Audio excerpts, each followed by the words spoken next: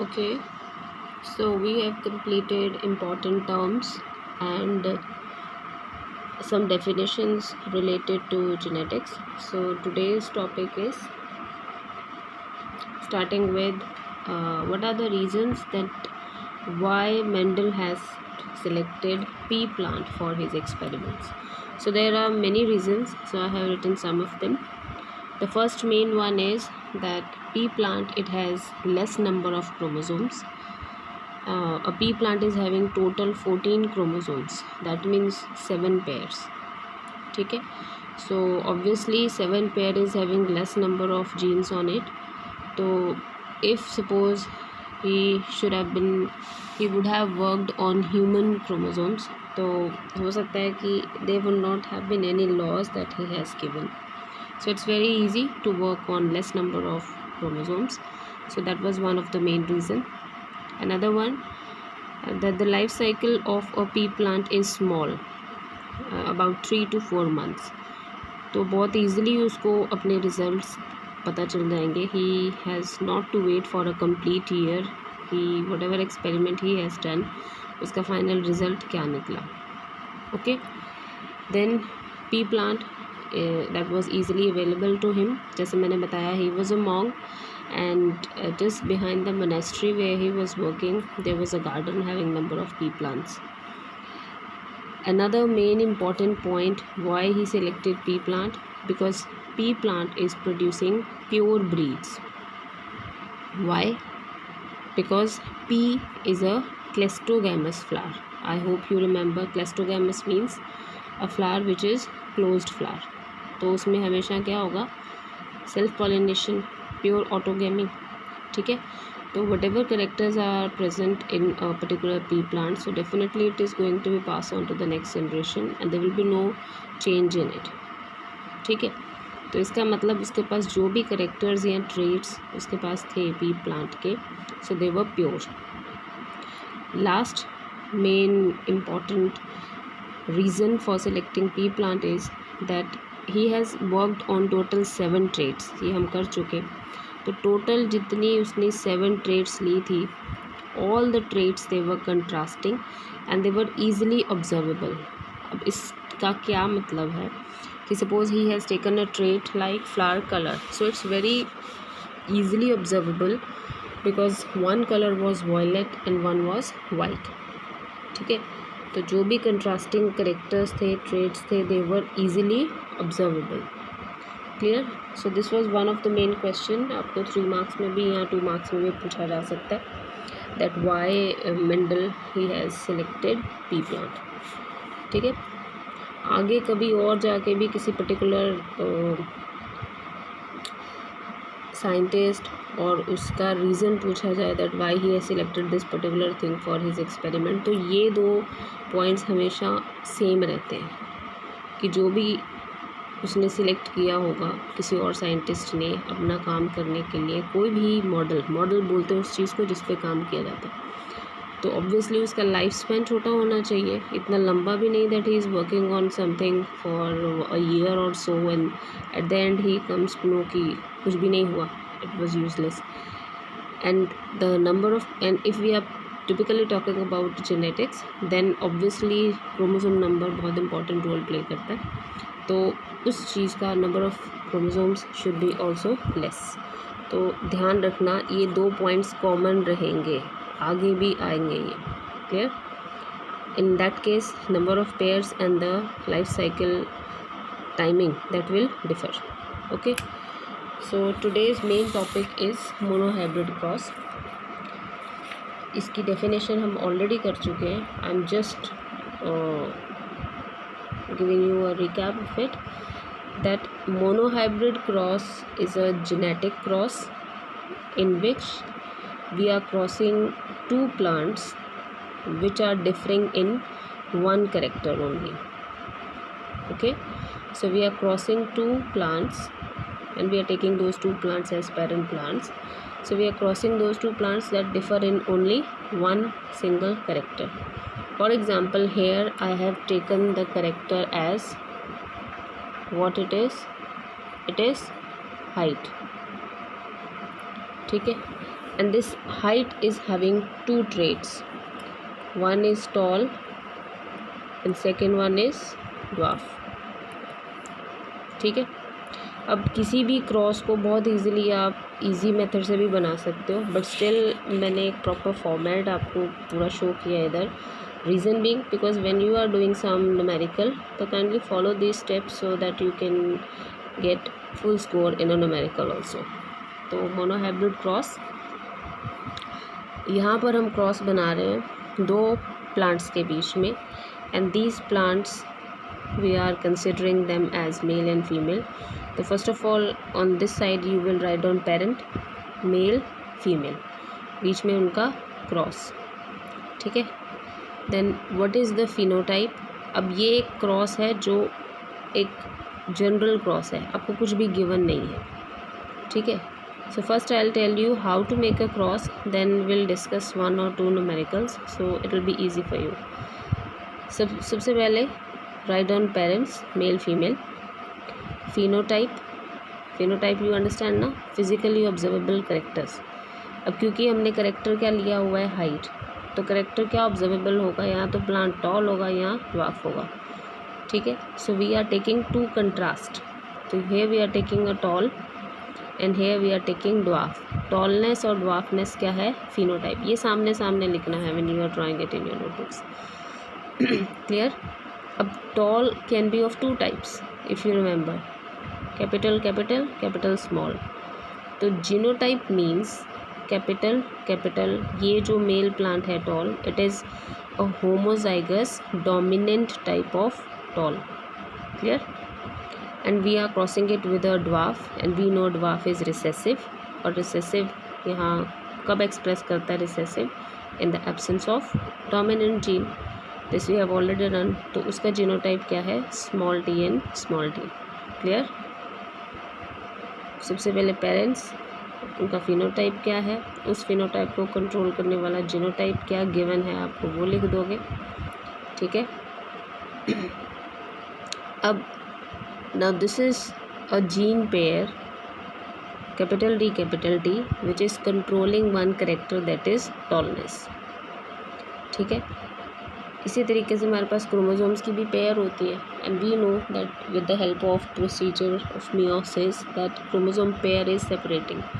तो similarly these two genes जो आपस में एक दूसरे के क्या हैं, alleles, they are separating at the time of gamete formation. Now you can see here, ये जो जीनोटाइप है ये गैमीट्स बनाएगा by the process of meiosis. इसको थोड़ा और इलेबोरेट करना है तो by process of forming gametes, just for your understanding, otherwise it's quite enough.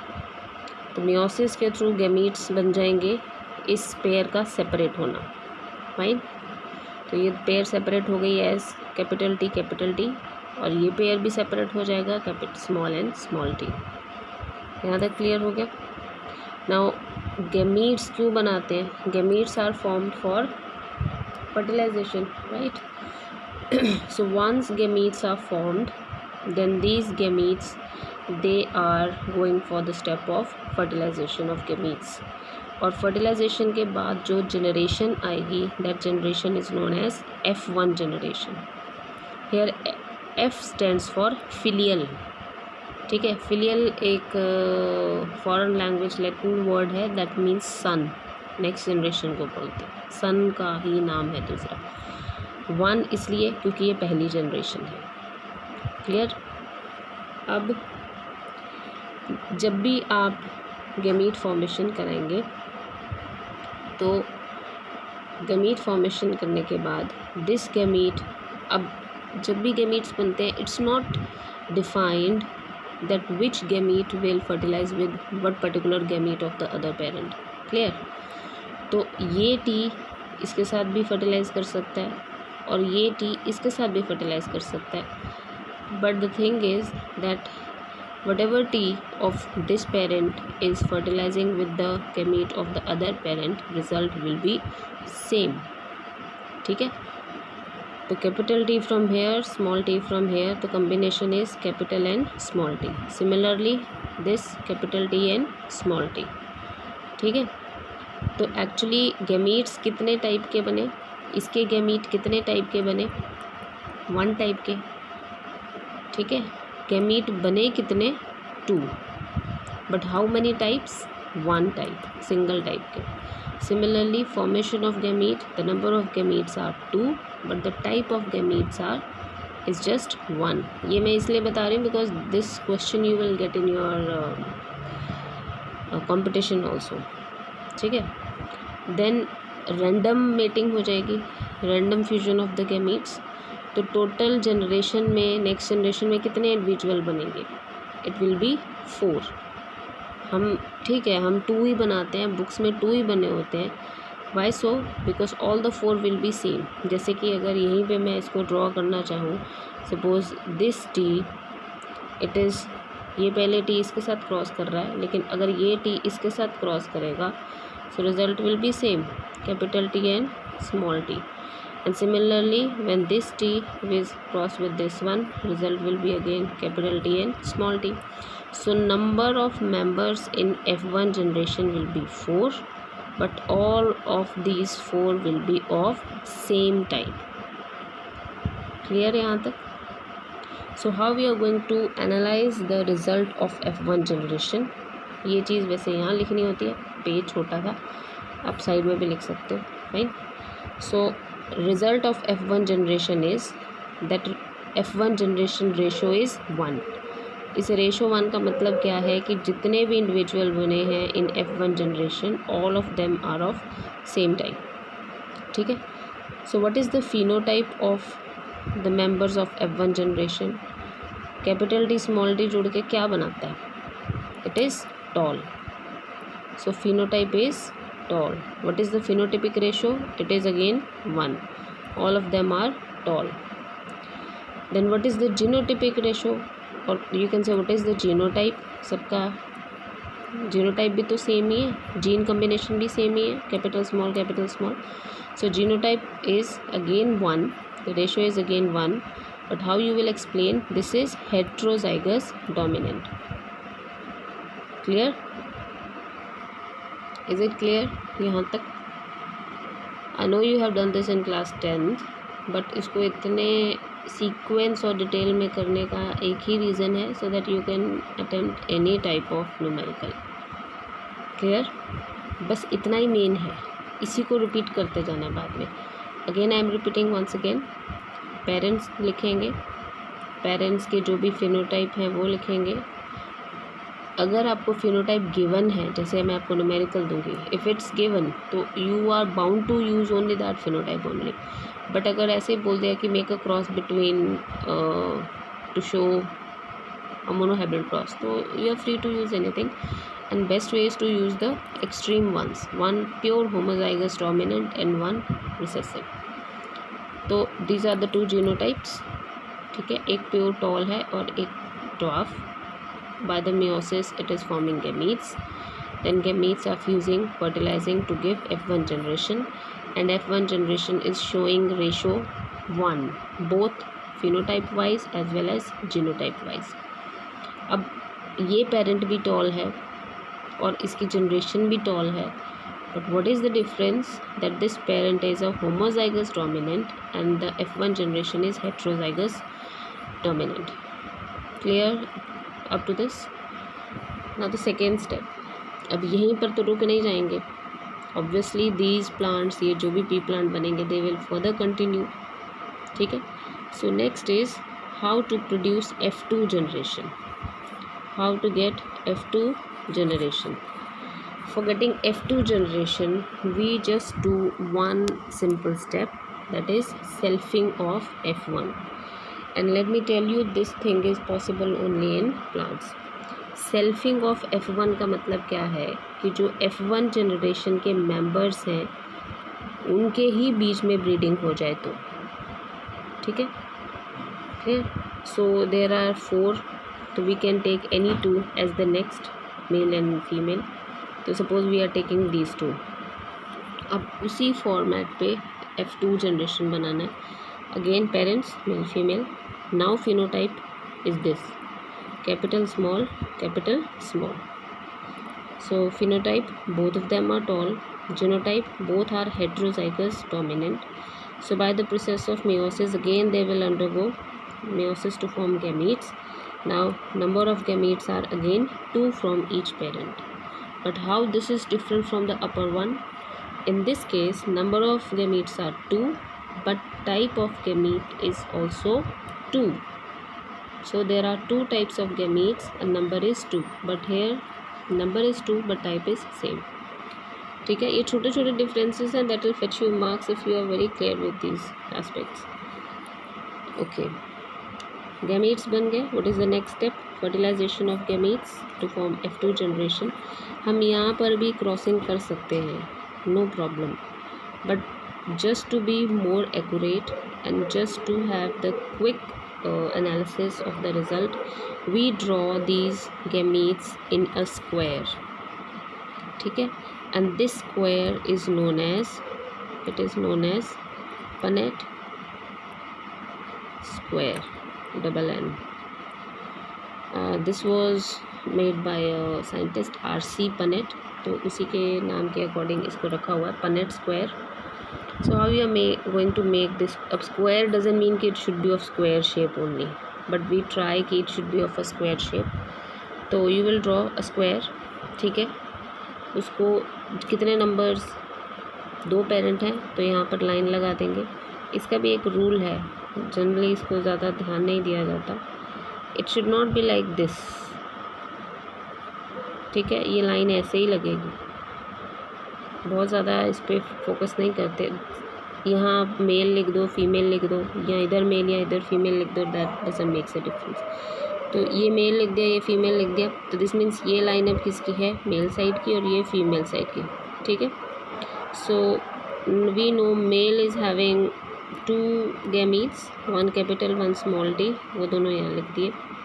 Female parent is having 2 gametes, capital and small. ठीक है, इनके बीच में लाइंस ड्रॉ कर दी. अब जो पॉसिबल कॉम्बिनेशन बनेंगे उसके अकॉर्डिंग क्रॉस बना दिया. तो इस बॉक्स में आप क्या लिखोगे, इसका और इसका रिज़ल्ट, तो that means capital T capital T. इस बॉक्स में क्या लिखेंगे, इसका और इसका result. So capital T from this side, small T from upper side. Similarly here it will be यहाँ से और यहाँ से. Clear? So after doing this you will get something like this one. तो ये 4 मेंबर बने F2 जनरेशन में भी, जैसे F1 में भी बनते हैं. इसका मतलब आपको ये समझ में आना चाहिए that whenever we are dealing with a single character, the number of gametes formed from each parent will always be 2. ठीक है, और total number of gametes will be 4, and the number of offspring in the next generation will be again 4. ठीक है.